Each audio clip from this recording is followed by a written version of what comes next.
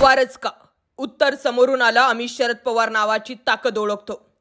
माढ्यासाठी भाजपकडून फिल्डिंग लावणारा आता पवारांसाठी फिल्डिंग लावणार.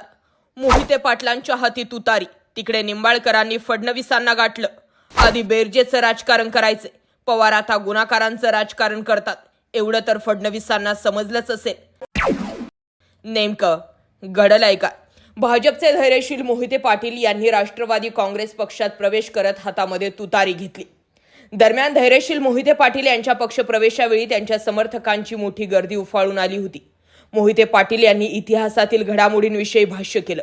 भाजपकडून उमेदवारांची यादी जाहीर झाल्यानंतर काय काय घडामोडी घडल्या हेही सांगितलं. मी दिवाळी पाडव्याला इच्छा व्यक्त केली की खासदारकीसाठी मी इच्छुक आहे म्हणून. मी सगळ्या मतदारसंघात फिरत राहिलो.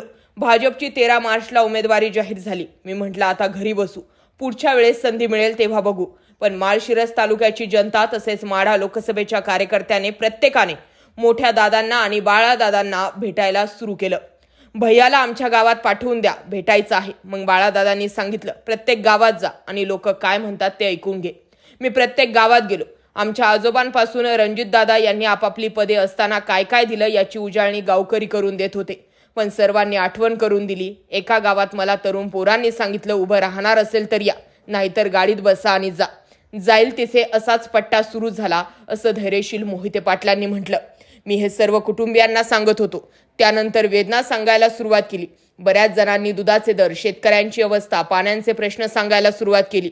एवढ्या व्यथा ऐकल्यानंतर मी एका दिवशी ठरवलं, मी आता माझ्यासाठी मला उभं राहायचं नाही. कारभारी चांगला असावा लागतो.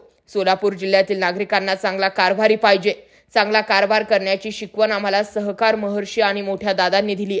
आता तुम्हीच सांगा काय निर्णय घ्यावा, असा सवाल मोहिते पाटलांनी कार्यकर्त्यांना केला. आणि सगळ्यांचा विषय एकच आला, मागच्या वेळेस शरद पवारांना सोडून गेले, त्याचं उत्तर मी द्यायची गरज नाही.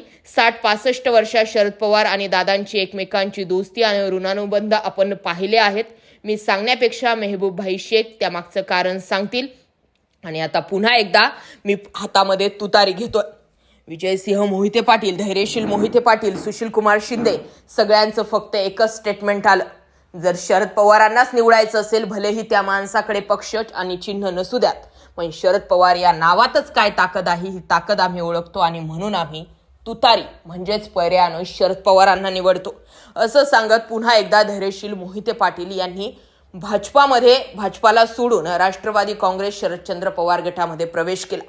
पश्चिम महाराष्ट्र फुटत चाललाय. निलेश लंके अगोदर फुटले, धैर्यशील मोहिते पाटील फुटले आणि आणखी कित्येक जण जे आहेत ते फुटण्याच्या मार्गावरती आहेत. आणि त्यामुळे आता देवेंद्र फडणवीसांना सुद्धा घाम फुटलाय. लागलीच धैर्यशील मोहिते पाटलांचा प्रवेश होताच निंबाळकरांनी देवेंद्र फडणवीसांना गाठलं आणि बऱ्याचशा गोष्टींमध्ये देखील बोलणी चालणी सुरू झाली.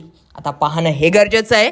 माढ्यामध्ये पुन्हा एकदा पवार रूपी योद्धा जो आहे तो मैदानात सक्रिय झालाय. आणि आता मोहिते पाटील की रणजितसिंह निंबाळकर या दोन घडामोडींमध्ये, या दोन व्यक्तिमत्वांमध्ये नेमकं लोक कोणाला निवडतात? कमेंटमध्ये जरूर व्यक्त व्हा. जय महाराष्ट्र पब्लिक.